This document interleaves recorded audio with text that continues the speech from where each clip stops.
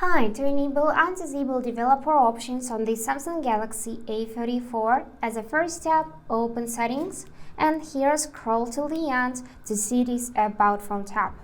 After that, we would need to select Software Information, and now we need to tap 7 times on the build number to activate developer options.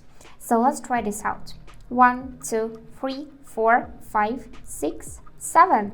And now developer mode has been turned on. And to check it, we just need to go back to the previous setting. And now About Phone tab is not the last tab. We can see developer options under this tab. So simply go in here and now you can adjust some of these settings. For example, you can enable or disable to auto update system. And when you're done, you can disable developer options by tapping on the switcher. And now go back and there is no such tab as developer options. So that's it for today. Hope this video was helpful and thank you for watching.